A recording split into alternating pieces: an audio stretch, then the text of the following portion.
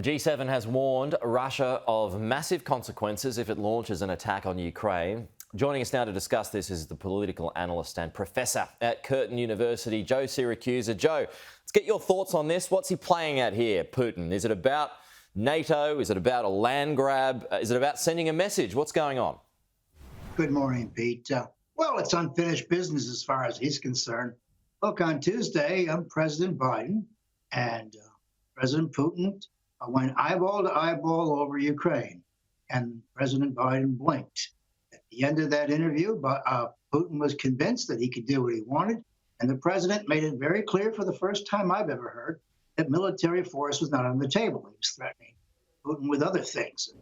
Putin, as I say, has unfinished business there. He wants, he's a revanchist. He wants Ukraine back in what some kind of Russian empire, and wants to protect the Russian-speaking people there and all the rest of it. Of course, what he wants is neutralisation of NATO. He wants the G7 to guarantee that. And of course, everybody's threatening him with pipelines and banking bans and things like that. Putin couldn't care less about this. Look, Pete, before that phone call, before the G7 met this week, chances of war in Ukraine were about 50-50. Today, they're about 60%. So I think we're looking at a major war. And I think we're going to have to lay the blame here at the president's feet. Look, the G7 did something else, too.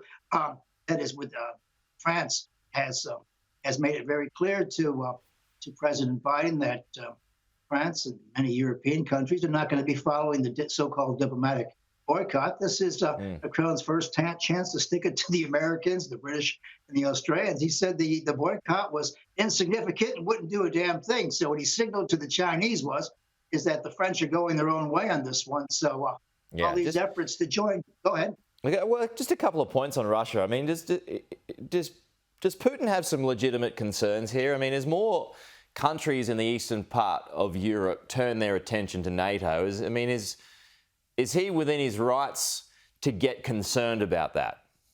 Oh, absolutely. Look, there was a terrible mistake done after the Cold War, which ended on Christmas Day, 1990. That was the encroachment of NATO on Russia's borders. Every nation that joined the European Union became a member of NATO by automatically, like frequent flyer points. And pretty soon we got up to Ukraine, the last country next to Russia. And so I think Russia has very legitimate concerns. As I like to point out, if the Americans found Russian battalions on the boundary of Canada across the Niagara Falls or across El Paso, we'd have a war in 10 minutes. So, there are legitimate concerns here. And of course, Ukraine is angling for membership in the EU when he wants to get into NATO. I'm afraid that's not going to happen. Just quickly too, do you reckon it would be an option to switch the gas off? That wouldn't be, would it? To switch the gas off? Yeah. Well, look, that would be a very bad idea for this reason. Number one, there'd be a lot of cold people in Europe this winter. Especially and winter, number two, we would drive Russia right into the arms of China, who will provide them with alternative everything. True. So I think that's a very bad idea. But, Putin has got a free hand. He's got the green light to do what he wants to do. And so he probably will. As I say, the president's had a very bad week in the area.